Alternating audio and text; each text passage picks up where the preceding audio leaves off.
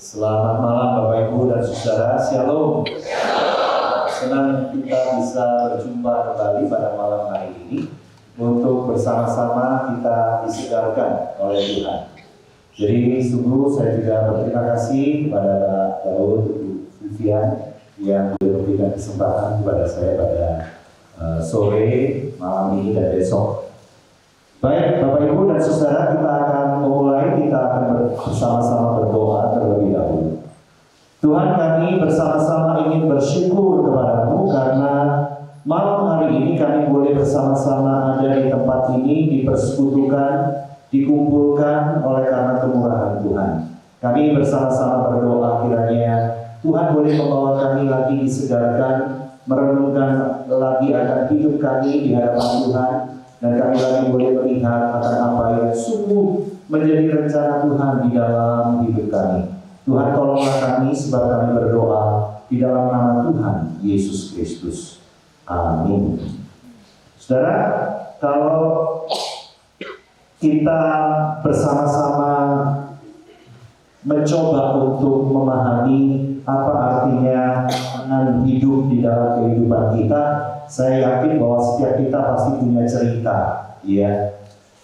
Saya tidak tahu tantangan apa yang saat ini paling berat yang Bapak Ibu, saudara-saudara sekalian alami pada saat ini. Tetapi saya percaya bahwa semua tantangan yang menjadi bagian yang diberikan oleh Tuhan kepada kita, pastilah ada sesuatu yang Tuhan sudah rencanakan, yang sedang Tuhan rencanakan untuk boleh kita menjadi pribadi seperti yang Tuhan kehendaki. Saudara, kalau berbicara tentang tantangan, saya lahir dari keluarga bukan Kristen, dan saya ingat betul ketika akan SD, itu papa saya panggil saya secara pribadi dan dia bertanya kepada saya, apakah setelah lulus SD kamu mau tidak untuk hidup bersama dengan Hope? Saya waktu itu punya adik 4, saudara. 4, keadaan ekonomi papa saya sedang tidak dalam keadaan baik. Kami rumah kontrak, papa kerja ikut orang. Tapi hari itu adalah waktu-waktu yang sangat sulit karena bapak saya sedang menghadapi PHK dan tidak tahu kapan akan bisa bekerja lagi. Setelah ketika saya ditanya seperti itu, bagi saya itu adalah sesuatu hal yang sangat sulit. Ya. Kenapa mesti saya begitu? Kenapa mesti saya yang harus istilahnya dikeluarkan, dipindahkan dari rumah untuk ikut om saya? Om saya tidak punya anak, tetapi beliau punya uang yang banyak. Papa saya hanya bilang gini, kalau bisa pengen sekolah lagi, yaitu satu-satunya jalan. Apakah kamu mau? Saudara, saat itu saya sampaikan kepada bapak saya mau. Akhirnya tinggal saya ke rumah om, tinggal di rumah om, kemudian saya sekolah SMP di situ. Setelah pulang sekolah, sore itu saya mesti ke pasar untuk bantu om saya yang punya toko di pasar. Pulang dari pasar, saya selalu mendapatkan upah karena sudah bantu. Upah itulah yang saya pakai untuk jajan, untuk beli itu dan itu. Nah, saudara, justru di dalam masa-masa yang saya tidak mengerti ada begitu kenapa harus saya, justru di usia SMP kelas 1 Tuhan mempertemukan saya dengan seorang teman di sekolah yang dia bertanya kepada saya, apakah kamu mau ke gereja? Saya bilang enggak, mau ke gereja. Saya bilang mau. Lalu dia kasih alamat, maka saya pergi ke gereja itu. Gereja itu ada di Wonokromo, gereja Peter Tabernakel Pelangi Kasih. Saya menjadi Kristen di situ. Di balik kesulitan itu ternyata Tuhan itu punya rencana yang tidak pernah terpikirkan bahwa kemudian saya menjadi seorang Kristen, Bapak Ibu dan Saudara. Dan ketika menjadi seorang Kristen itulah kemudian saya tahu apa artinya hidup yang sungguh lebih bisa tenang, lebih bisa percaya, lebih bisa yakin bahwa berjalan dengan Tuhan pasti akan dibuat menjadi hidup lebih baik. Saya mengikuti kegiatan gereja yang hari seperti itu, dan kemudian itu yang saya alami. Saya tidak tahu di antara saudara yang masih muda, yang remaja, pemuda, berapa banyak di antara kalian yang saat ini sedang menghadapi tantangan. Tantangan apapun, bila kita ada di dalam tangan Tuhan, percayalah bahwa itu yang akan Tuhan pakai untuk membawa kita menjadi serupa dengan Dia. Itu yang akan membawa kita menjadi pribadi yang akan dipakai menjadi berkat bagi banyak orang. Sekarang kita membaca bagian satu firman Tuhan yang akan kita coba renungkan pada sore hari ini dari Kolose pasal 2 ayat 6 dan 7. Demikian bunyi firman Tuhan. Kamu telah menerima Kristus Yesus Tuhan kita, karena itu hendaklah hidupmu tetap di dalam Dia. Hendaklah kamu berakar di dalam Dia dan dibangun di atas Dia. Hendaklah kamu bertambah teguh dalam iman, sebagaimana telah diajarkan kepadamu, dan hendaklah hatimu melimpah dengan syukur. Saudara yang dikasihi oleh Tuhan Yesus Kristus, setiap tantangan yang kita hadapi itu akan menjadi bagian yang di dalamnya kita mau dibawa oleh Tuhan untuk berproses. Sekarang yang menjadi poin yang sangat penting yang harus kita perhatikan, bagaimana kita bisa bertumbuh di dalam tantangan yang saat ini sedang kita hadapi di dalam kehidupan kita. Apakah itu tantangan kesulitan ekonomi? Apakah saudara sedang bergumul dengan sakit penyakit? Apakah saudara sedang bergumul dengan apakah pekerjaan yang saat ini saya sedang kerjakan akan bisa berlanjut ataukah bagaimana? Apakah perusahaan di mana saya bekerja akan tetap pakai saya untuk bekerja? Apakah kemudian nanti saya menghadapi PHK? Jemaat yang saya tanya, di mana pekerjaanmu, tokomu? Dia katakan kepada saya, turun dulu Pak pekerjaan. Sekarang itu cuma 60%, 60% hilang. Yang lain saya tanya, di mana pekerjaanmu? Ada yang bilang kepada saya, tinggal 40%. Tantangan-tantangan itu menjadi bagian yang ada di depan mata kita. Kita bisa melihat PHK-PHK yang begitu banyak terjadi saat ini. Apakah itu akan menenggelamkan kita? Apakah itu akan membuat kita bertumbuh? Maka menjadi bagian yang sangat penting dari teks ini adalah kita perhatikan, kamu telah menerima Kristus Yesus Tuhan kita. Saudara, next berikutnya. Bagian yang sangat penting untuk boleh kita perhatikan di dalam hidup kita, bahwa kita akan bisa bertumbuh di dalam tantangan apapun, sesulit apapun, bila kita telah menerima Kristus Tuhan kita di dalam hidup ini, saudara. Seperti yang dikatakan oleh firman Tuhan yang tadi kita baca. Ini adalah menjadi kunci yang pertama. Apa yang bisa membuat engkau dan saya bisa bertahan, bisa bertumbuh meskipun ada di dalam kesulitan, meskipun ada di dalam tantangan? Yang pertama adalah engkau dan saya harus bisa memastikan apakah kita sudah menjadi milik Kristus, apakah kita sudah adalah hidup baru, apakah kita sudah mengenal Kristus di dalam hidup kita. Ini menjadi bagian yang penting, saudara. Ini adalah peristiwa sekali seumur hidup di dalam kehidupan kita. Menerima Kristus itu adalah peristiwa sekali seumur hidup. Ini adalah modal besar, modal utama kita untuk kita bisa menjalani kehidupan kita. Pertobatan dalam arti meninggalkan yang jahat, berbalik arah,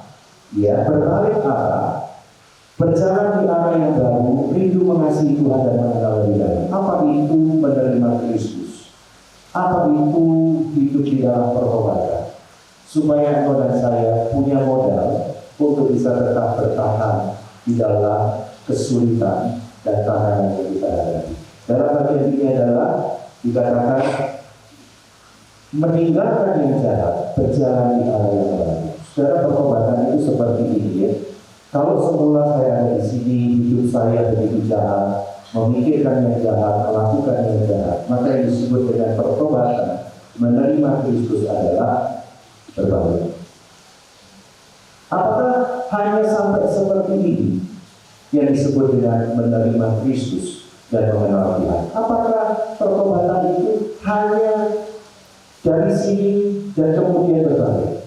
Tidak, saudara. Yang disebut dengan pertobatan adalah setelah berbalik, saudara harus berjalan. Kemana saya berjalan? Mengikuti apa yang Tuhan katakan. Berjalan kepada tujuan Tuhan. Tidak hanya berputar dan berbalik dan kemudian berhenti.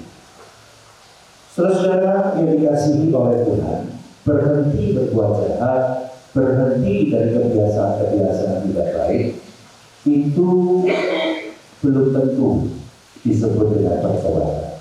Kalau di dalam diri kita tidak muncul gairah untuk mengasihi Tuhan dan mencintai Tuhan.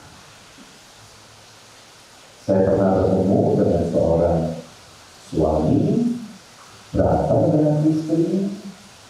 Dia pertengkaran itu membuatnya begitu sulit. Istri cerita kepada saya, Pak, suami saya kalau marah, saya pasti dipukul, saya tidak tahan. Si suami juga menyesali kenapa saya pukul.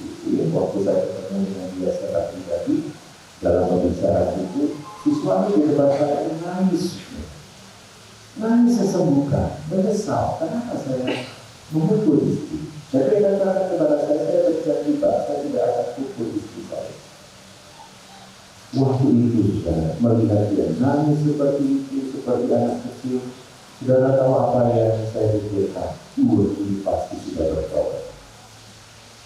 Karena sudah begitu, hati saya gila begitu ya. Lalu pulang lagi ke rumah, seminggu berjalan, 2 minggu berjalan, istrinya datang lagi yang berkata, dia tidak berubah, dia masih pukul saya. Dia masih hidup.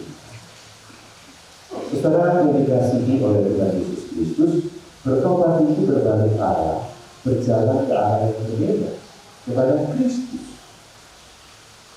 Kita bertobat berhenti dari yang jahat itu luar biasa, tapi ada kerinduan yang muncul. Paling tidak, saudara rindu mendengar suara Tuhan, saudara rindu baca Alkitab, saudara rindu berdoa, saudara rindu melakukan hal yang saudara belum pernah lakukan sebelumnya. Apakah itu terjadi di dalam hidup kita? Saudara, kita tidak akan pernah bisa bertahan dalam tantangan hidup tanpa Kristus. Dasar yang pertama adalah Kristus di dalam kita. Kita sudah menerima Kristus. Saya tahu mungkin ada banyak di antara kita yang sudah lahir dari sejak lahir kita Kristen. Tapi apakah sungguh kekristenan itu yang kita warisi dari orang tua membawa kita kepada satu pribadi yang sungguh kita mencintai dia, yaitu Tuhan. Bapak Ibu dan saudara yang dikasihi oleh Tuhan, slide berikut.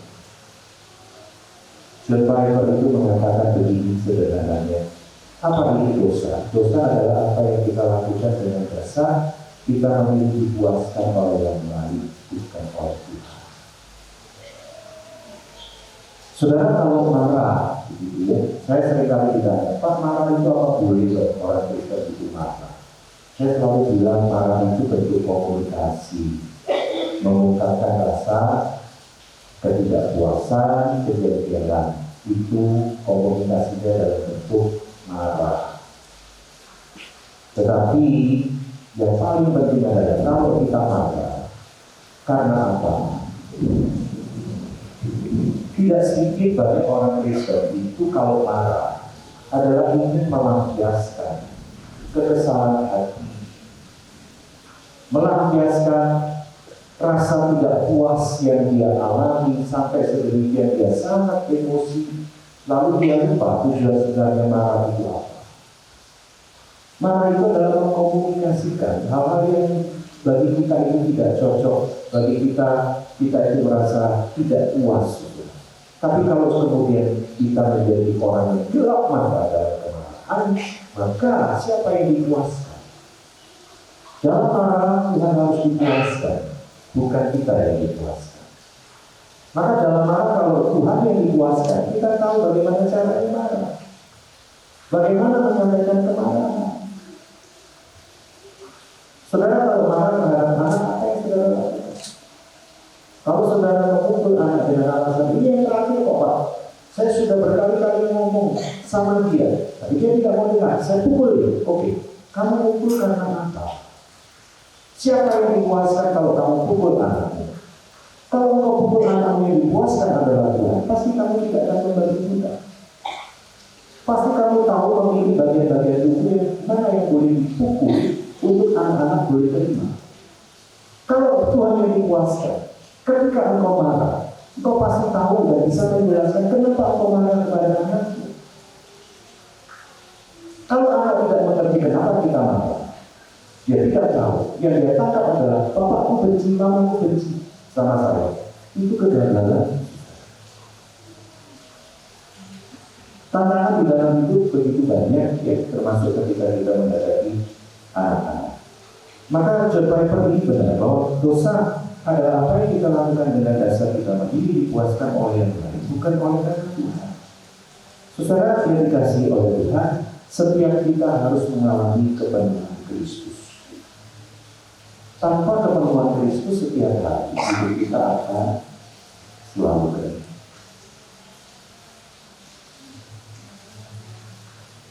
Tantangan di dalam relasi hidup suami istri, orang tua anak-anak, orang tua. Tantangan terbesarnya ini.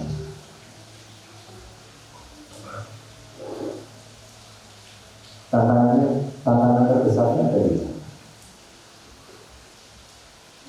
Halo. Tantangan terbesarnya ada di mana?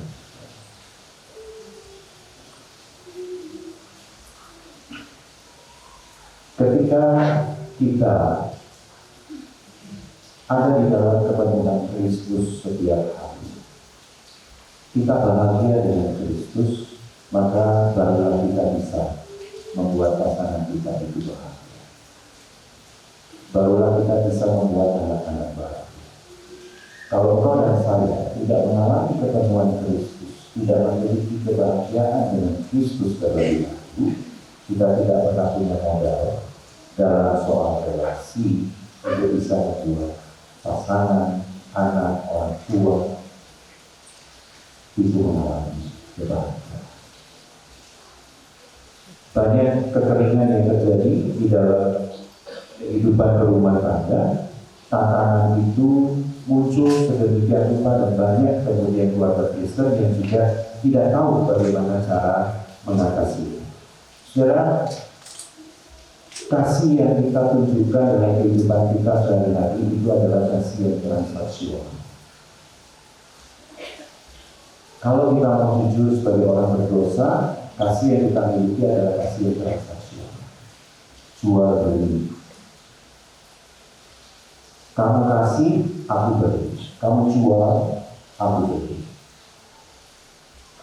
Padahal Tuhan itu menghendaki setiap kita tiap hari hidup di dalam kasih yang transaksional.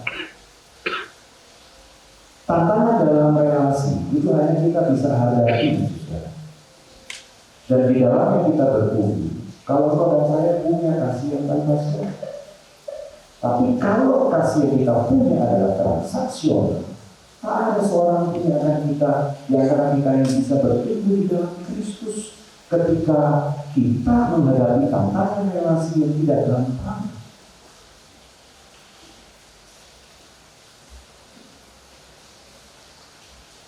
satu saat saudara dalam relasi suami istri, ketika saya berkunjung ke rumah seseorang, bertemu dengan seorang suami yang tidak tahu pada hari itu istrinya ada di mana. Karena istrinya pergi meninggalkan rumah dan tidak memberitahu kemana dia pergi. Beberapa hari kemudian Saya bertemu lagi dengan dia, dan kemudian ternyata istrinya belum pulang juga. Akhirnya di dalam perjumpaan itu dia mengatakan kepada saya begini, Pak, saya memutuskan untuk bercerai karena saya tidak tahan. Saya dikhianati, Pak. Saya tanya, kenapa? Bagaimana kamu bisa tahu kamu dikhianati? Lalu dia bercerita, ketika waktu itu istri tidak pulang, saya tanya ke mertua, betul dimatikan. Saya akhirnya pulang tanpa berita. Akhirnya saya biarkan, dan besok dia memang pulang. Ketika pulang saya tanya sama dia, kamu semalam kemana tidak pulang? Dia tidak tahu. Bagi saya tidak jawab tidak apa-apa, yang penting dia pulang. Bagi saya selesai kan? Pokoknya dia sudah tahu. Ternyata dia bercerita temannya pada satu saat ketemu dengan dia, bercerita bahwa dia melihat istrinya di hari ketika dia tidak pulang, ada di sebuah hotel dengan seorang laki-laki. Temannya berkata, kamu cek yang benar, karena aku tidak tahu siapa laki-laki itu, apakah sepupunya, apakah saya tidak tahu, tapi kamu cek. Kemudian dicek ke hotel, dan benar di hotel itu memberikan informasi ada pesanan kamar atas nama istri. Waktu istrinya pulang kerja, ditanya, sorry aku ngomongnya, waktu kamu tidak pulang, aku tanya kamu tidak jawab. Sekarang aku tanya, benar tidak waktu kamu tidak pulang, kamu ada di hotel dengan seorang laki-laki? Saudara, istrinya ditanya begitu, apa jawabnya? Apa jawabnya? Jawabnya adalah, iya, benar. Dia berkata kepada saya, hari itu kami berduka, dan dia meninggal aku.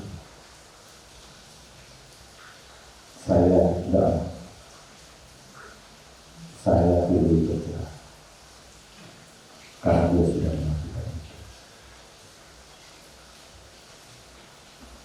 Bapak setuju? Saya bilang, terus gimana Bapak? Ya sudah, kamu berdoa sama Tuhan, bilang sama Tuhan mau cerai. Jangan lapor kepada saya lagi bahwa kamu mau cerai. Saya tidak punya jawaban kecuali tidak. Tapi kalau kamu mau jawabannya, berdoa lagi, ngomong sama Tuhan, Tuhan aku mau cerai. Nanti tunggu jawabannya Tuhan. Oke? Dan dia berdoa.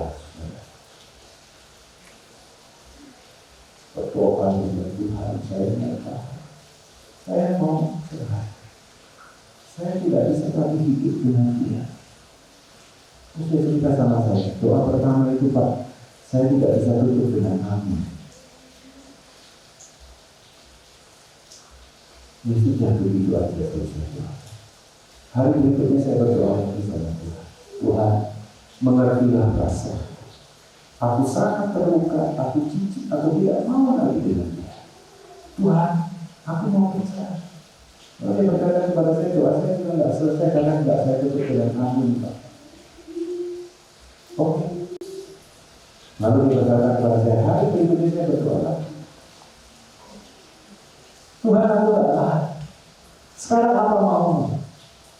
Apa maumu? Kita bilang begitu dalam doa. Apa maumu terserah. Sekarang apa maumu? Ketika dia berkata begitu, dia berkata kepada saya begini.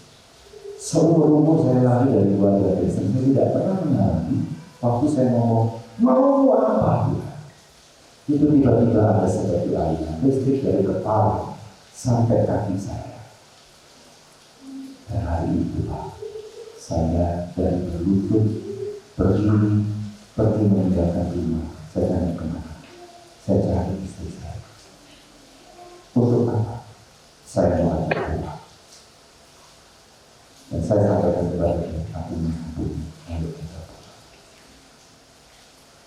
Saudara, tanpa Kristus, tantangan relasi tidak akan pernah bisa diselesaikan. Tantangan ekonomi dalam keluarga bisa menyebabkan relasi buruk. Godaan-godaan yang lain, relasi-relasi dalam hidup rumah tangga bisa menjadi buruk. Tapi bagaimana kita bisa bertahan dan bisa bertumbuh di dalam Kristus saat tantangan-tantangan seperti itu muncul? Tidak ada cara lain, saudara, kecuali Kristus ada di dalam kita. Itu modal yang paling kuat untuk membuat relasi seburuk apapun bisa dipulihkan ketika kita sungguh belajar mau tunduk kepada Tuhan. Saudara yang dikasihi oleh Tuhan Yesus Kristus, setiap hari ini kita akan kering bila kita tidak mengalami kedatangan Kristus. Kalau kau tidak bahagia dengan Kristus setiap hari, kau tidak akan pernah bisa membuat yang lain berbahagia. Bagaimana kita bisa bertumbuh kalau dengan Kristus kita tidak berbahagia? Langkah yang paling bagus untuk kita bertumbuh adalah kesulitan, adalah tantangan. Itu tanah paling bagus untuk kita bisa bertumbuh. Tapi masalahnya, apakah kau dan saya bahagia dengan Kristus setiap hari? Apakah kepenuhan Kristus menjadi bagian kita? Tantangan ekonomi misalnya tidak ada. Apa yang kemudian kita lakukan? Saudara, ketika kami mengambil waktu cuti 1 tahun di Australia, kami itu tahu berangkat dengan keyakinan ini Tuhan mau. Tapi uangnya tidak cukup untuk hidup setahun. Dan kami tahu. Ya, tapi kami berangkat dengan keyakinan. Dan benar, saudara. Hidup di sana tinggal 3 bulan selesai akan pulang ke Indonesia. Uang tinggal $100. Bawa anak 3 sekolah semua di sana. Tiap kali anak paling tidak butuh 1 anak $1 untuk nebis ke sekolah. Pergi, pulang juga $1. 1 hari itu paling tidak $6. Untuk anak-anak nebis, ya pergi. Uang tinggal $100. Kepala saya kena penuh. Saya stres. Saya tidak bahagia. Saya memikirkan apa ini akan terjadi 3 bulan di depan dengan uang $100. Saya tidak bisa tidur. Lalu saya bilang sama istri saya, aku ada jalan keluar, aku mau pinjam uang. Istri saya tanya, mau pinjam sama siapa? Saya bilang yang pasti, aku nggak pinjam sama orang gereja. Lalu pinjam sama siapa? Pinjam sama adikku. Nanti kita pulang, kita cicil, dia pasti oke kan? Istri saya bilang, nggak usah. Kita berangkat dengan keyakinan, dengan pelihara. Kenapa kita goyang? Nggak usah. Dia bilang nggak usah, saudara. Harusnya saya senang ya punya istri yang kuat imannya. Tapi saudara tahu, ketika dia ngomong itu, saya marah. Karena itu membuat saya tetap tidak bisa tidur. Membuat saya sulit. Karena saya memikirkan ada 4 orang yang harus hidup selain saya.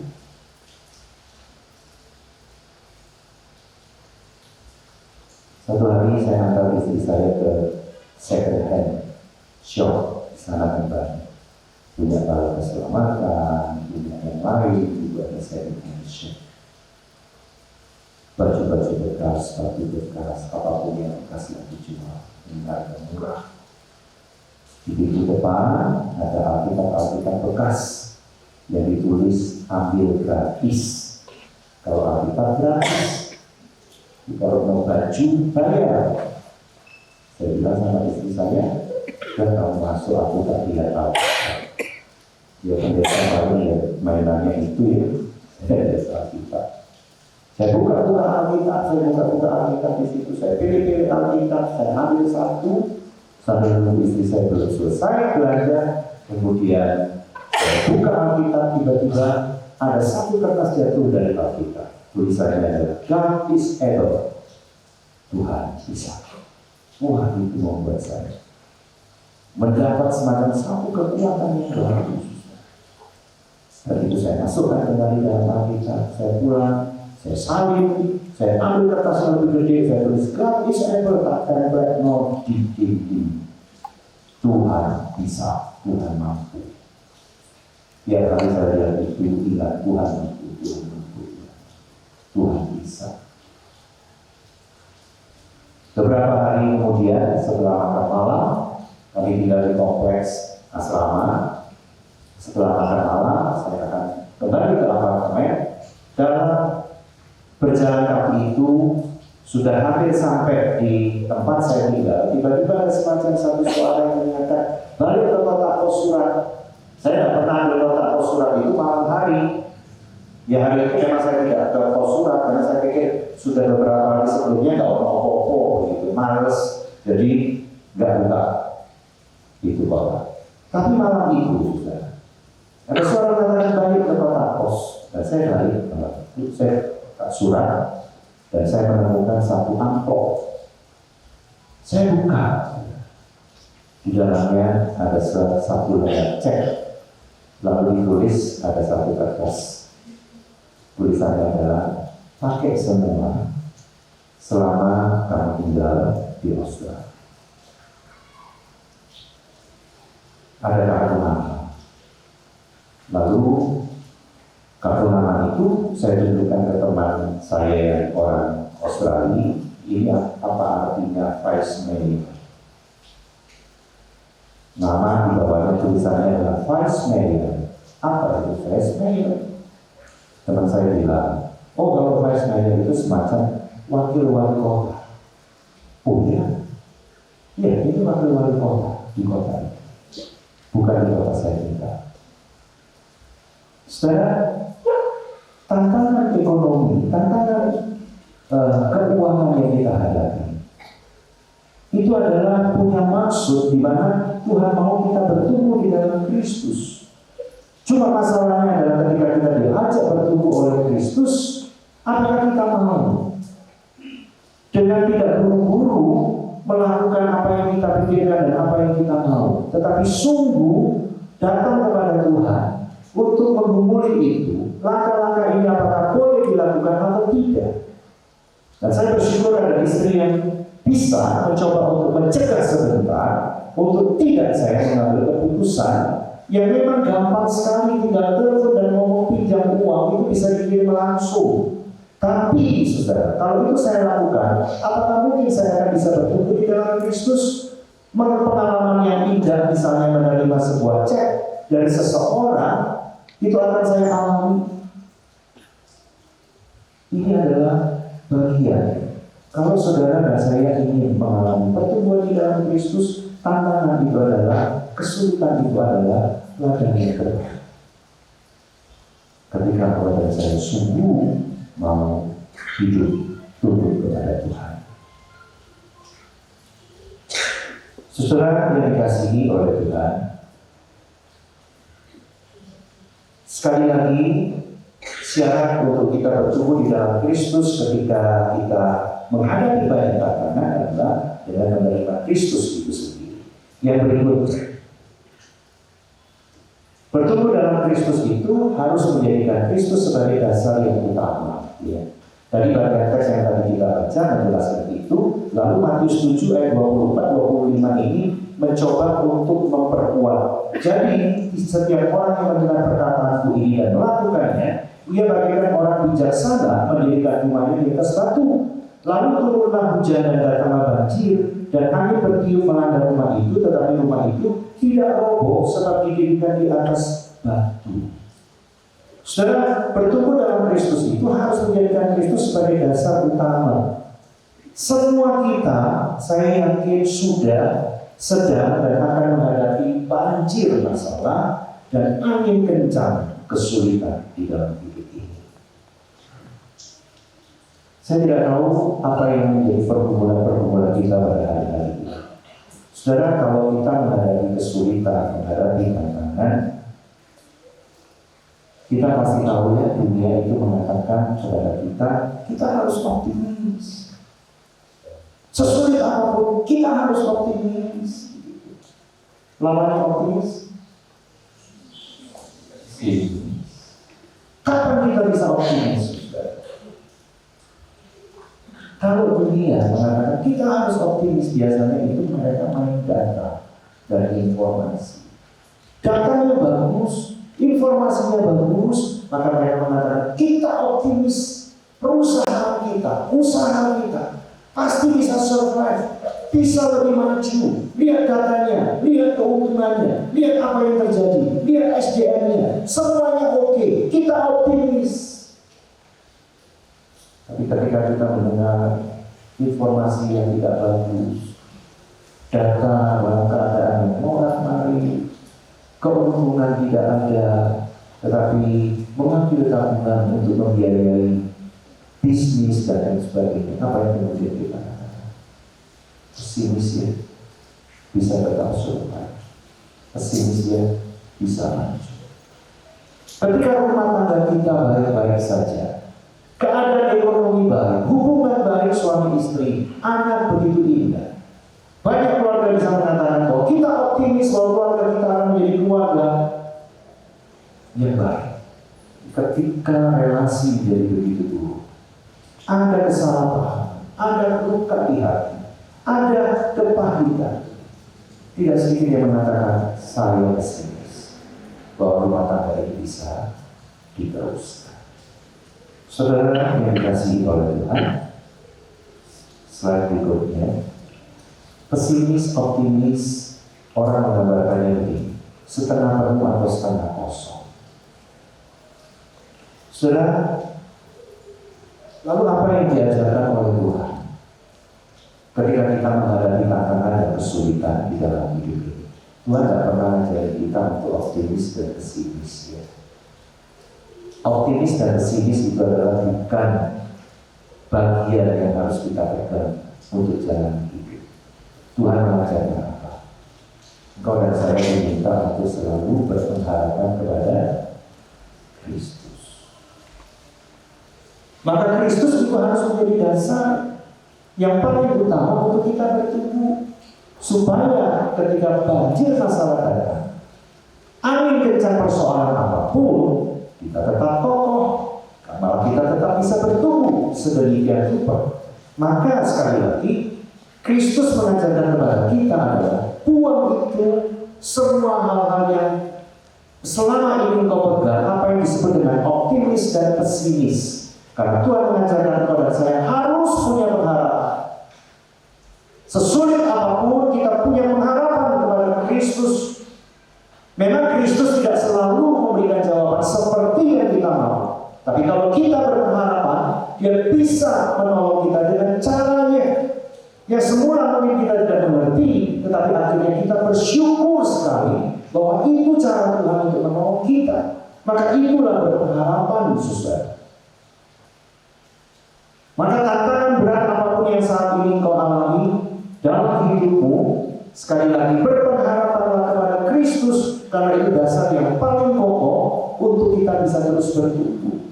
Hanya orang-orang yang berpengharapan kepada Kristus yang akan melihat keindahan Kristus dengan caranya untuk membuat kita bisa melewati tantangan, bahkan bertumbuh di atas dasar kesulitan yang kita hadapi di dalam hidup kita. Saudara yang dikasihi oleh Tuhan, hanya kepada Kristus kita diminta untuk berharap, tidak kepada yang lain. Berharap kepada Kristus adalah langkah iman untuk menyerahkan semua hidup ini dalam kedaulatan Tuhan, dan kita tetap berkomitmen mau berbuat baik dan benar di saat sulit. Saudara, orang yang berpengharapan kepada Kristus itu, meskipun dia ada di dalam keadaan sulit, dia akan tetap melakukan perbuatan baik.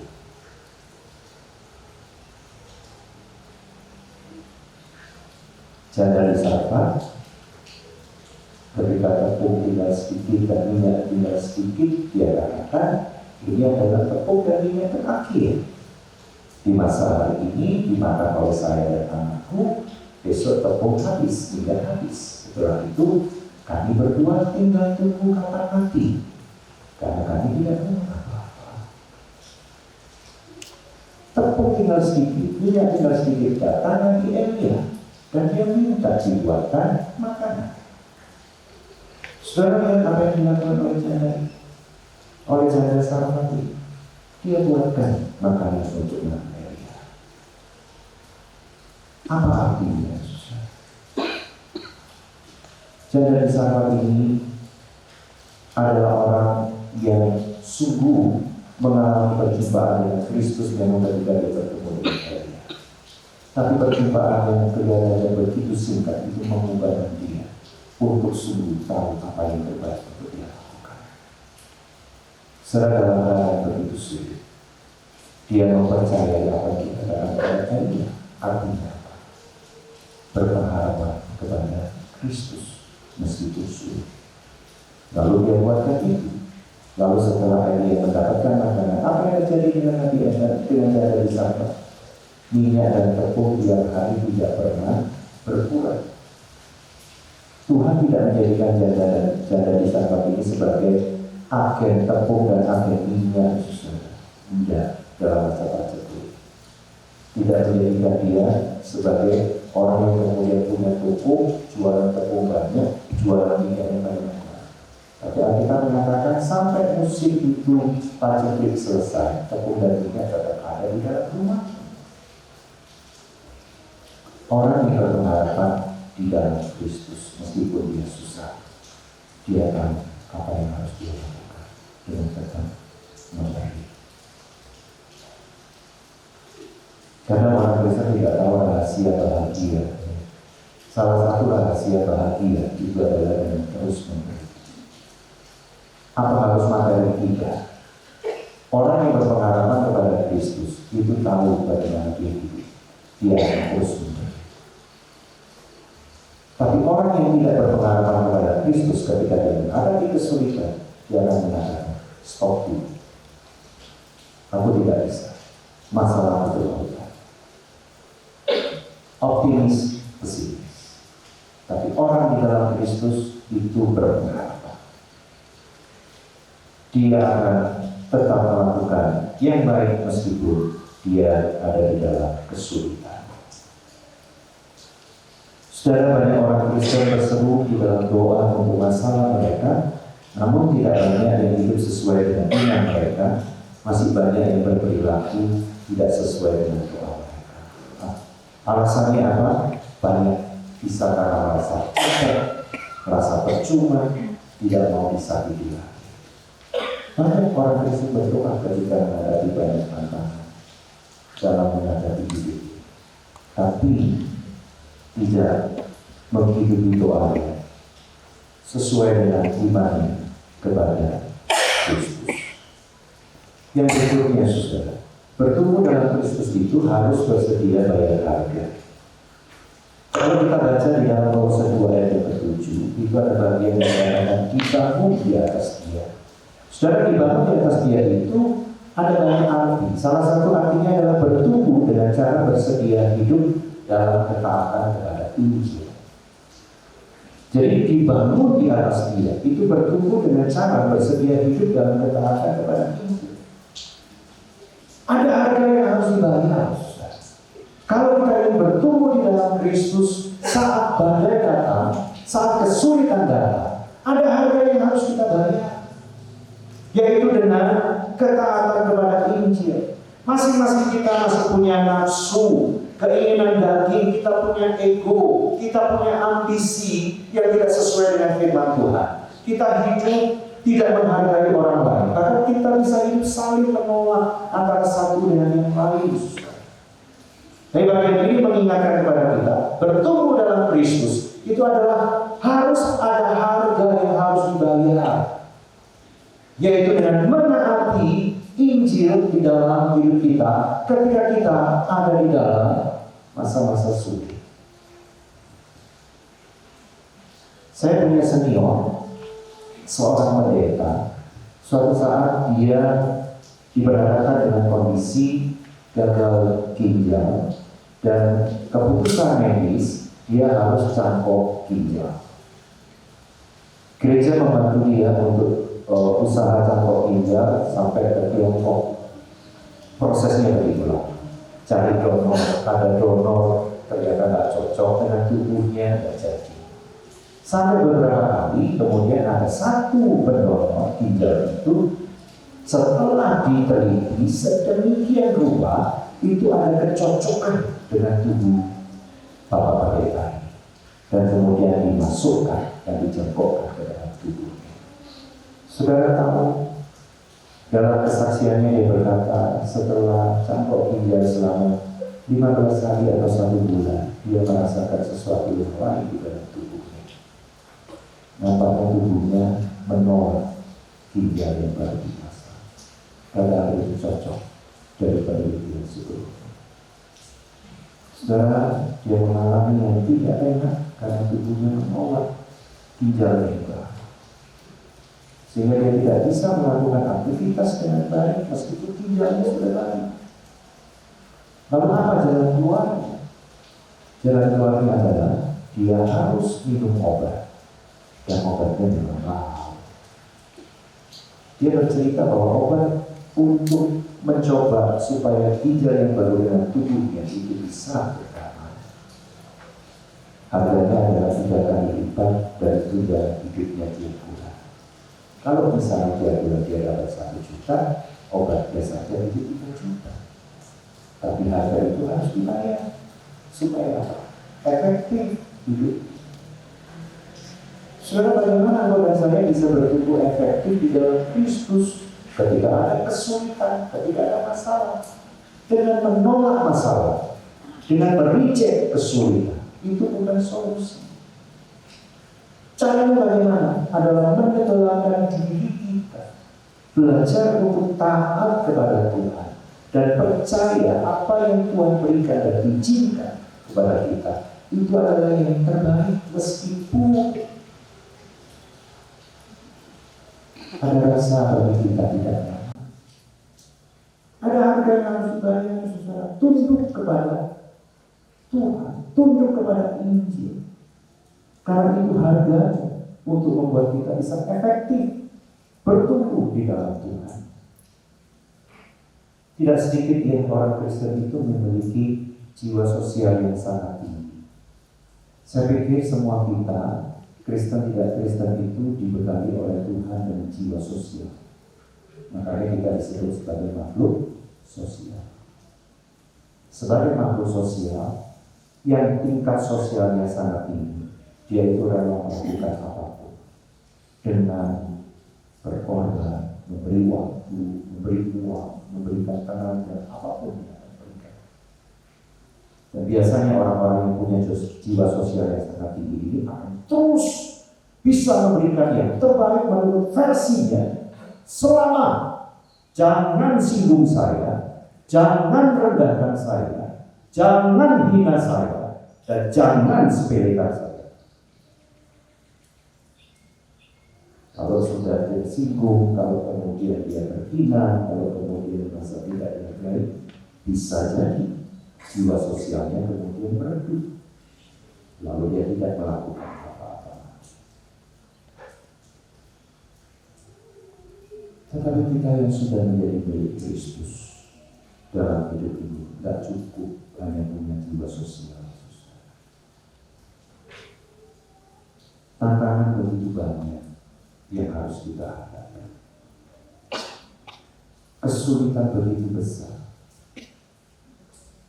Ketika kita mengikut Kristus, ada harga yang harus dibayar. Kita melayani bersama-sama misalnya, ada harga yang harus dibayar. Apa itu harga yang harus dibayar? Bagi saya harga yang harus dibayar itu bukan soal kita ini bisa kasih waktu banyak, kasih uang banyak, kasih tenaga banyak, itu bayar harga. Bagi saya bukan itu.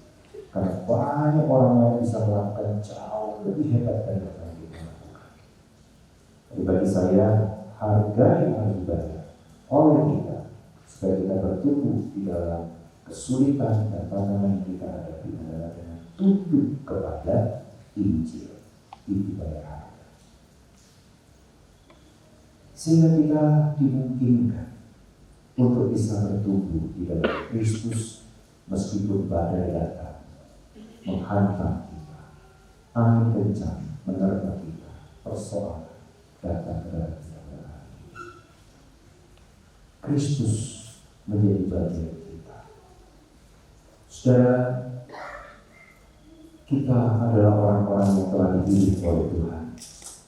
Maka kita adalah orang-orang yang akan sungguh mengalami keindahan Kristus, bertumbuh di dalam Kristus meskipun tantangan dan kesulitan datang silih berganti di dalam kehidupan.